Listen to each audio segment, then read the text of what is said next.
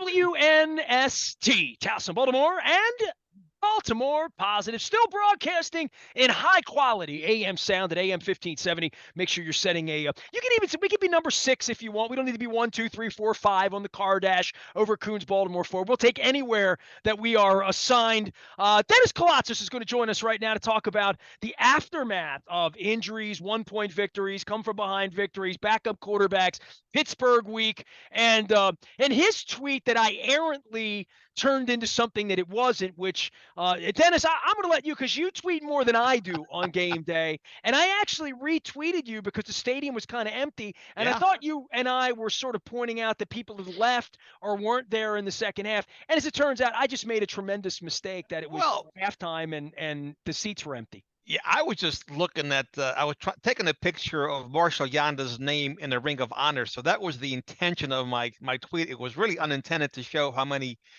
empty seats are there at M&T Bank Stadium.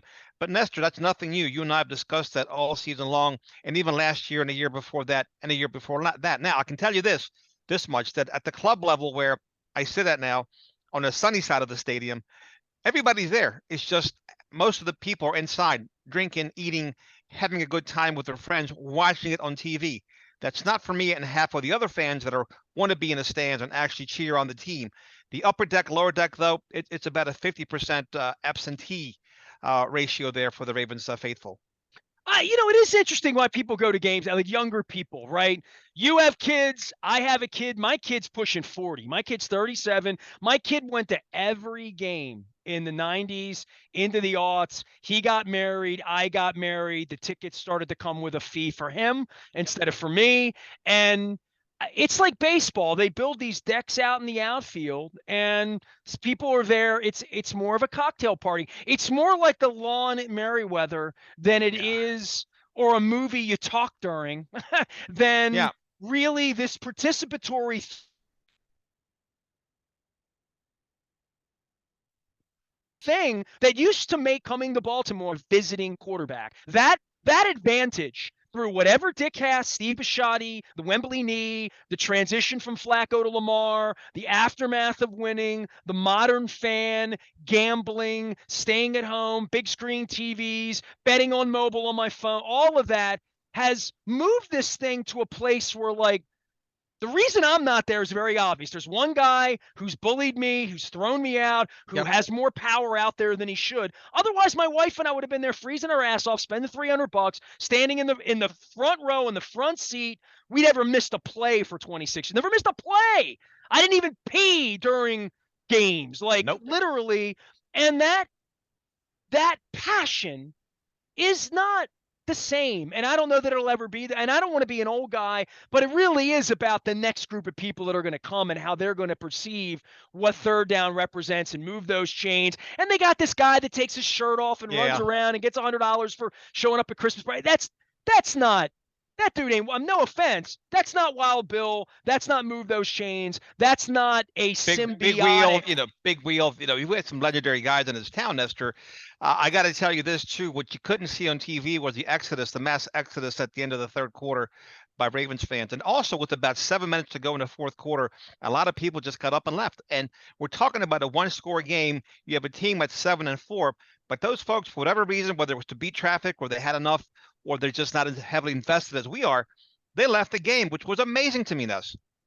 That never happened. I mean, that didn't happen for 25 years. It really didn't happen. Never happened. I'll tell you another story, too. They had, in our section, they had a wine tasting thing at the club level. A lot of people there. Sashi Brown comes off the elevator. There was only one person that recognized him. Must have been about 200 people there. You. It was me. Yeah. Okay. But nobody else. He just walked through like, nobody said anything except me. So I don't think he wants anybody to recognize him. I mean, I saw him down on the field, and my wife's like, "Is that Sashi Brown?" I'm like, "Well, he's standing between Steve Bisciotti, Dick Cass, that was him, Marshall Yanda. That must be him. I mean, I know it's him because I've been disrespected personally by him. But I like the leadership part of this, as this thing's teetering, and the people out there that say we're making a lot of money, boy, this is really something. It's Pittsburgh week, coming up on Cleveland week. I don't think there's any chance Lamar's playing this week, and we can go through whatever the lies that John's going to create out there for Luke and the other 5 reporters to go out there and chase him around and ask him questions. But the narrative, I'm going to ask you, man, you're a fan, you're a business Yep. person. What's the narrative of this team right now if you were writing a Dennis column this? You know what? They're just a team. They're on the brink of disaster. They need Ronnie Stanley back in the worst way. Um, it's a flawed roster, like most rosters in the NFL. A lot of things could happen, Ness. It just they're they got to play the Steelers in a game where Lamar Jackson's never had a lot of success against them. So I'm not saying that his injury at this time it's a good thing, but there's a part of me that says that Snoop Huntley can pull off a victory in Pittsburgh this weekend. But it's the NFL. A lot of things can change between now and then. Injuries factor in. Teams get hot. Teams get cold. All of a sudden, the Bengals are going to be a tough out down the stretch, right? So it's just an ever-evolving league, though, and that's part of the intrigue. These storylines get written every single day, and particularly on Sundays at the stadium. I thought that was a hell of a win Sunday, by the way. I mean, Terrific of win. all Absolutely. things, I mean, I can complain 100%. about Lamar. I can complain about, Harbaugh's rah-rah and like all that. They won with a backup quarterback in a game they easily could have lost, a game that could have derailed everything for them. They are living another day, and if Lamar can come back and play against Atlanta and really be 100%, not 90%, not 80%. They need him at 100% for them to execute what's left of their offense, given where they are with Ronnie Stanley, with the offensive line, with skill position players, with Lamar's own limitations, right? Lamar has no limitations when his wheels are 100%. When his wheels aren't 100%, Yeah. I don't know, especially if it's PCL and it's back of leg and it's push off, right? If it's push off and throwing the ball, let alone running and pocket passing and the things that Lamar needs to have at his disposal, including a left tackle and a running Oh my game God. and wide receiver. They're really lacking a lot right now. And they're 8-4, and I'm not here to dog them, but I am really, if they win these 2 games, they go to Pittsburgh and Cleveland and they can take care of their business in division against these teams that are trying to wreck them.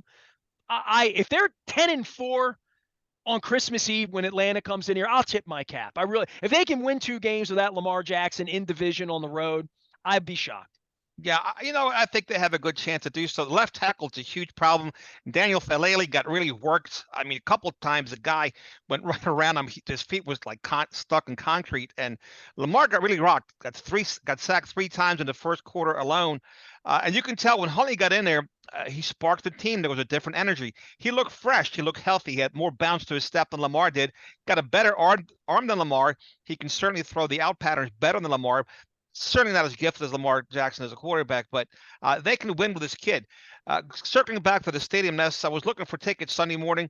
That's what I've been doing lately, buying. They were $16, by the way. Yeah, they were $16. I saw about 30, so yeah, I didn't realize they were that cheap. But yeah, you can buy a real cheap ticket and sit almost anywhere you want in the upper deck or the lower level. So you can get to the stadium and try to cheer on this team if that's what you want to do. I took here. I'll share this with the audience here because I screenshot this stuff because I'm watching it. I mean, they threw me out of my tickets unceremoniously and have tried to publicly embarrass me. And so when it comes down to the reality of $17, $18, $16, $17 tickets to get into the stadium, this is I screenshot this at 12:23 in the afternoon. This is 35 minutes before the game. Tickets are $15. Wow. So I don't know what to say to them other than they better get on their business horse and they better get on their football horse. And Dennis Koulatsos is here. He's over Coons Baltimore Ford. He will sell you a car. He will do sports radio with you between 3 and 5 here on Thursday on AM 1570, as well as you can follow him at a D Koulatsos show out on the Twitter. By the way, I got thrown off of Twitter personally like Thursday morning. I don't even know what I did. Like I got suspended from Twitter. I'm still suspended. I don't know. This maniac running it. I have no idea I don't think I did anything, but but nonetheless, it's a wild week around here, and them throwing passes with the backup wide receiver in a 6-point game when they're in field goal range. Yeah, that was really bizarre. I tweeted out they've hit the panic button, and I don't know why, because even a field goal in that situation would have been far superior than the pick in the end zone in a tight game like that. I don't know why they did it. I don't know why the call, and the receiver was triple covered in that situation, so the pick was of no surprise. And look, Greg Roman, Stanford is interested in him. He's interested in them. That's an interesting scenario. There was a fan on social media screaming at Roman, and as he was heading towards his car, they need to fire you, or you're lousy, or something like that. I mean, people are crazy. They done lost their minds. I mean, regardless of how you feel about Greg Roman, he doesn't deserve to be treated that way on his way to his car. Well, he doesn't deserve to be fired either, I don't think. I mean, I think they are playing with far less than a full deck. I feel like Lamar the last couple of weeks has been limited in his running and the way he could run that 100% version of Lamar, even what we saw last week with 14 rushes. I think Lamar is desperate to get a contract. I think that Lamar is desperate to play well. Obviously, Lamar's words out on social media last week and where he is, the fans are in his head, the internet's in his head, and now he's got a bad knee. And right. This is he's got a bad knee, and he doesn't have a left tackle, Nestor. What could possibly go wrong going forward? Let's say he comes back. If Ronnie Stanley doesn't come back and doesn't protect his blind side, he's susceptible to more hits like the one he suffered Sunday. Well, and the running game's not working. It's not working. You're going up against 8-man boxes, right? So it's not going to work. The Denver Broncos had a tough top 5 defense coming in. They stacked the box. They dared the Ravens to throw the ball, and that's why the Ravens had 0 success in running the ball. So you're going to have to beat them through the air, and good luck doing that. They have to rely on defense and special teams, keep the game tight, and try to pull it off in the end like they did Sunday. Dennis Koulatsos is here. He will be there. What's going on over at the dealership? Because I know you got a lot of cars in. It's the holidays. I want to make sure we're at least doing our primary thing, helping you sell cars out there and letting folks know what's going on. But you have more cars than you've ever had on the lot since the plague. I mean, it's been 3 years, right? It's fantastic right now. Over 200 new vehicles in stock, over 200 pre-loved vehicles in stock, 2.9% for 72 months on most models, new models. This is great. Very, very festive times, Nestor. We have all these great holidays coming up, and Christmas parties, children's Christmas parties, and just a very festive, great time to come out and save some money here at Koonsford, Baltimore, and actually be able to touch, test drive, smell, feel the car that you intend to buy. My wife's dragging her feet. I mean, she every time out on the highway, she sees the Bronco Sports, and she's like, "That one looks smaller. That one's a ragtop. That one's a hardtop. Why is that one bigger and that one's like?" I'm like, "Just go see Dennis. Just go out there." We drove right past the place there. They said, "You want to pull over and drive?" Nah, I don't have time. We were over in Catonsville watching the soccer games, over the weekend. We were at El Guapo there for the bitter end. I mean, it's a little bit like the U.S. Like, they're a little outmatched to some degree. I don't feel like the Ravens are outmatched with a full complement of players. I just do worry. It's Pittsburgh week, and this is a different version of the Steelers. We're going to have a different version of the Browns next week. And I watched the Bengals play the Chiefs at 4 o'clock, and I watched those two teams, and I've watched us play in totality the last month and a half. And the same question I ask in my column which is, when's the last time the Ravens look like a Super Bowl, a team that's going to win 2 or 3 games in January, a team that has complementary offense and defense? We know what the special teams is. We know the pedigree of the team and all that. We know all these veterans, the JPPs and the Houstons and the Calais Campbells, and everybody wants to win and all that. But when's the last time this team looked capable in the way that the Cincinnati Bengals look capable? Just December 2019. It's been a hot minute, right? But it's the NFL, and they're not in the first tier of teams, but they're certainly in the second tier of teams. Look, the other guys are trying to win too. They're desperate. They're fighting for their jobs, whether you're Nathaniel Hackett, the head coach of the Broncos, you're Russell Wilson trying to live up to that big contract he got. The Broncos had a good defense. I was impressed by them. And look, a win is a win is a win. It's the NFL. It was big. And again, the other part of it, people are knocking Coach Harbaugh. What is he supposed? Is he supposed to apologize for winning a ball game? And it just shows you how fickle our fan base can be. No different than any other fan base in the NFL. Well, I mean, I've been giving him a hard time about the narrative thing, right? Well, the narrative is all narratives. The narrative is up to you and me. We make the narrative. They don't control the narrative. He controls his press conference and can throw me out, right? But he can't control the narrative. The narrative is It's Pittsburgh week. You're really banged up. You have this huge advantage at 8-4, but we're looking at this particular team and saying, how capable is this team? How many of these 5 games are they going to win? How are they going to win them? And quite frankly, it's probably about their defense, right? As much as we could sit here and say Tyler Huntley, he can't do it, and I don't think he can do it. That's my opinion. We'll find out. I watched last year. But the defense stunk last year at the end because they were all Right. banged up. Now this really is about Roquan Smith getting paid, Marlon 100%. Humphrey earning his money, making a big play, tackling something other than the football, which, this defense, punch the football, punch the football, punch it. That's great when the football pops out. I don't know how this is going to work against this kid in Pittsburgh this week who's getting better. The Cleveland situation is what it is, and they're going to run the football, and they're not going to play any defense. Yep. These next 2 weeks, these bloodbath games, these Hatfield and McCoy AFC North games, man, Cleveland and Pittsburgh live to do this, to knock off an 8-4 gimpy team. This is a Super Bowl kind of week for Mike Tomlin's not going to have any problem motivating the troops up in Pittsburgh this week. And I don't think Stefanski's going to have any problem next week saying, hey, you want to do something this year? We're not going to make the playoffs, but we're going to wreck Baltimore. Let's go wreck Baltimore. Well, here's the deal. When you're playing teams you're supposed to be, they were 9.5-point favorites against the Broncos, for instance. These teams, go back to the Jaguars. They're going to go for 2-point conversion at the end of the game instead of taking the field goal, instead of taking the extra point to take the game perhaps into overtime. They're going to do things that you wouldn't, that ordinary teams you're playing, good teams wouldn't do. So, yeah, you're susceptible to a loss here or there. The good news for the Ravens is their defense can stop the run. They can stop Nick Chubb. They can stop Najee Harris or whoever they roll out there in Pittsburgh. They can stop Perrine or Mixon over there in Cincinnati. They're going to make these teams one-dimensional, Nestor. And the thing is, the big thing for me is the back end, as you mentioned. Does the back end of the defense hold up? Because I can't see a team being able to run on this team, which is good news for the Ravens. It's just the secondary has to step up. And also with Huntley, football is very much a complementary game. Last year, the defense, as you mentioned, was so decimated that Huntley never got the benefit of that. So I'm comfortable with him playing a game or two. Am I comfortable with him finishing out the season? Of course not. But I think we're in decent hands for a game or two. Well, he won Sunday. I mean, right? I mean, they did enough against a bad team. He was what, 25? I believe he was 25 for 32 for 178 and a pick. I mean, look, he hadn't played all year. Give the guy some reps. Obviously, he has a great connection with Isaiah Likely. Likely comes alive when Huntley's in the game, whether Huntley disperses the ball more so than Lamar. Lamar's safety blanket, of course, is Mark Andrews. So does Huntley go through more progressions than Lamar did? We'll see. Long term, Dennis, for Lamar, and you and I'll talk about this more on Thursday, I'm sure, into the weekend, but Lamar's trying to earn money. We're at the 3rd year now, and I said this to Luke.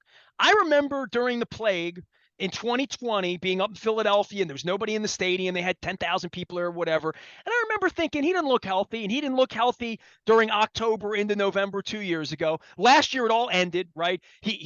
That Minnesota game, he ran the ball 21 times, and he got pissed at me, and Harbaugh got all burrowed up. I'm going to throw you out. You keep asking those kind of questions. And they did.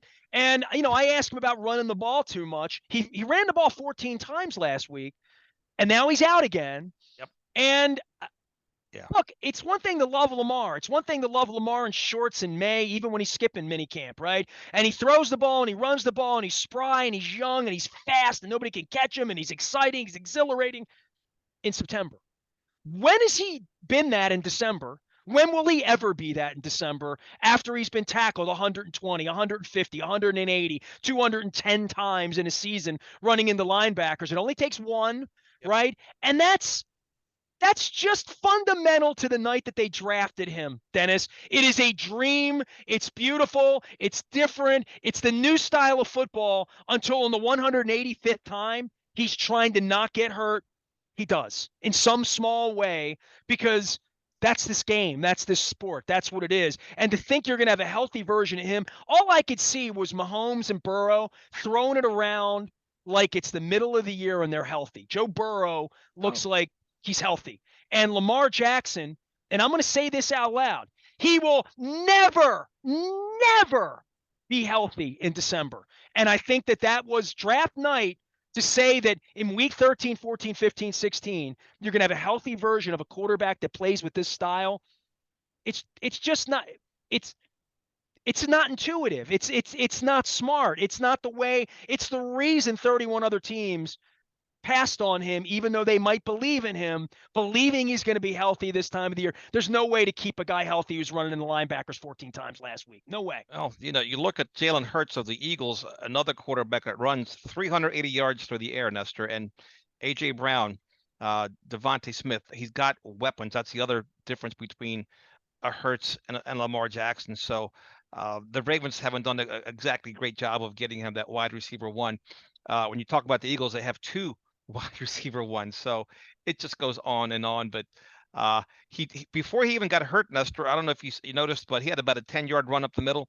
He looked slow and indecisive. He was looking either hurt or to go down, but he definitely did not look like Lamar of old. Well, the Lamar of old's looking to take it to the house on every play, and you have to defense that. And if that doesn't need to be defensed, he's just and I would even say that with Tyler Huntley. Tyler Huntley's not going the distance. Tyler Huntley's not taking an 80-yard run. He had some scampers, but he's not Lamar. He makes $700,000 a year. Lamar makes $23 million. Like, do the math on that. Lamar's making more every week than Tyler Huntley makes all year. Yeah, literally. It's true. One game check, right? Wipes him out and then some. What's 23 million divided by 17 games? That's he's making $1 million plus a game, like you said, and Huntley's making not coin, right? I was thinking about this when you make $50 million a year playing football. Like if you're Russell Wilson and that's your number, right? Yep. You're making $3 million a game. That's a game, man. That's you better win. That's incredible. Well, we see these pitchers making $30 million a year and getting 30 starts. They're making $1 million a start, kind of, sort of, right? Like that's where the cost of it. Hey, look, man, they're going to give Cristiano Ronaldo $205 million of Saudi blood money out there, and he's going to get $5 million. He's going to get an appearance fee for showing up and playing soccer, right? That's where it's Phil Mickelson. We're going to give you $100 million just to show up and get off the plane. Tiger, come on, you want the money? I mean, it's literally like being the Rolling Stones at this point. But then you have to go out and perform. And in the case of Lamar, he can't perform from the bench. And that was always my concern. In my heart of hearts, it was never about not liking the kid or the style or this or that, or even his crazy tweet last week, any of that. This is getting heavy. And and at 8-4, the expectations are where they are, but the expectations were so low that 20% of the people that paid $200 to go to the game walked out of the stadium in the third quarter, right? Which again, I don't understand why you do that. You pay a fee, you pay a price to be entertained, and you don't sit there until the very end, to the last second, takes off the clock in the National Football League, and you have the audacity to walk out for whatever the reason is, whether it's to beat traffic, get warmer, whatever your motivation is. But not only people from the shady side of the stadium left early, Nestor, people from the sunny side of the stadium left as well. So it had really nothing to do with the cold. You know what I thought? I thought that people on the shady side went to the sunny side. I just figured like that's what I would do. That's what I would do. But again, I was thinking about that. Is there a thing where they you develop relationship with the people around you, everybody, you've been going there for 20 some years, and you know how it is. You don't want to leave your spot. That's where you sit at. I have never watched a game ever. I've never watched a play in that stadium since 1998. In any seat but my own. I'm lying. There was one night when the Green Bay Packers played that Kyle Bowler game. Yes. Dennis Mannion was still running the Ravens at that point and invited my wife and I into where it was warm. It was 2007, whatever year that was. There've been some bitterly cold nights. I remember a Pittsburgh game that was deathly freezing. There were the Redskins back then, another ice cold game. But I've sat on the shady side of the stadium forever. But I'm making a change.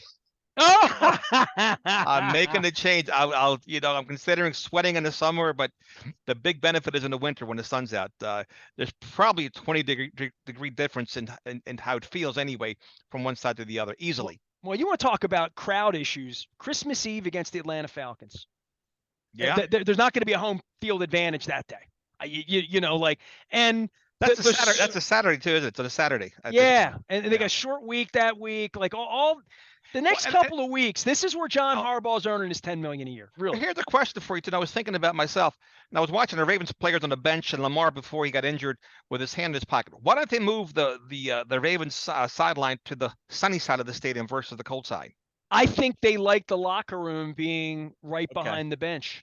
Okay. You know what I mean? For a lot of guys can go to the bathroom. There's a lot of things that you can sort of sneak behind the bench, get equipment fixed. Okay. I I mean, didn't the know that. locker room's really close to the bench, right? Did Like not did you not know saw, that. well, if you watched the video, I mean, you know what it looks like down there. You Yeah, probably have walked down there but I never before, made but the connection that that's why. But I was just thinking from a strategic standpoint. Yeah, you're going to be cooler in the summertime, into the fall, but in the winter months, that heat comes in. It's helpful to the team, I would I don't think. think David Modell realized that until the first day he froze his ass off in November of '98. Jim Harbaugh's quarterbacking over there. Dennis Koulatsos is here. He is still supporting the Baltimore Ravens. He's still over Coons Baltimore Ford. Absolutely. And we are still sponsored by our friends at Coons with the WNST Tech Service. Whatever Harbaugh says in regard to injuries and he might play, I mean, they're not going to call Lamar out. I mean, they're just not. That's this is their fibathon that they like to play games with the injury report. But I'm fully Right. expecting Tyler Huntley. How do you feel about Tyler Huntley? I mean, just on a global sense, I think the only reason he's here is because of the style of the offense. I don't think anyone would. No offense to Tyler Huntley, I don't think anyone would employ him and make him a starting quarterback in this league and think they're going to win more than 2 or 3 games over the Well, course of a year. I think the young man's got talent. Just like every other player in the NFL. I'd like to see him get a chance to win some games with the defense behind him, which he didn't have the luxury of last year. He lost a lot of games by a couple of points, right? And it was the defense was a sieve. Everybody was hurt, particularly on the back end. So I'd like to see him get a chance, and let's see what he does. He does have a strong arm. He can throw the ball. He's elusive. It's like watching Lamar 2.0 out there. So we'll support him and we wish him the best, and we'll see. Defense needs to take the ball away, and the offense needs to Uh, find a running game somewhere. Dennis is around. He'll be back on Thursday between 3 and 5. It's a Sunday Sports Voice. Also heard on Sunday mornings. Dennis had a bye week last week, although we did hear him chat with some friends as well. We'll be back on Thursday. It's good to see you back and at 100% after yet another Baltimore Ravens victory, Dennis Koulatsos. yes, sir. On a one-game winning streak. Just win, baby. Just win. Just wait, there's your Raiders thing. They won over the weekend. Just win. I am Nestor. We're doing the Maryland Crab Cake Tour. We are doing 2 Crab Cake Tour stops within 1 week. We're going to be at Fadley's this Friday. Dan Roderick's. Dennis, as much as you love Baltimore, I want to give some free love to Dan Roderick's. That stage production he has is something you must see. I'm going to tell him on Friday that he must resurrect it. He must do a week of shows to give people a chance to go see it. Baltimore, you have no idea. Dennis, I decided last minute to go on Friday. It was unbelievable. I was Nice. blessed to have attended. My wife wasn't feeling 100%, but she sucked it up. We went down. We spent a couple hours at Hopkins. Dan will be with us on Friday. We're going to be at Fadley. It's all brought to you by the Maryland Lottery in conjunction with our friends at Goodwill and Window Nation, 866-90Nation. Make sure you get those windows taken care of, keep you nice and toasty here. And then next Thursday, we are celebrating my 31st anniversary in Baltimore radio, December 13th. It'll be 31 years since Kenny Albert and I teed it up at WITH AM 15 AM 1230, I should say. It's been a long time since I've said 1230 because I've been saying 1570 since 1998. We're going to be doing that next Thursday in the afternoon on the 15th at Costas. Gina Shock, rock and roll Hall of Famer from the Go-Go's in Dundalk. It's a Dundalk rock and roll Hammerjacks reunion for my 31st anniversary. We'll see you at Costas. I am Nestor. We are WNST, AM 1570. Towson, Baltimore, putting it together for the holidays, just in case the Ravens don't win. It's Pittsburgh week. We are BaltimorePositive.com.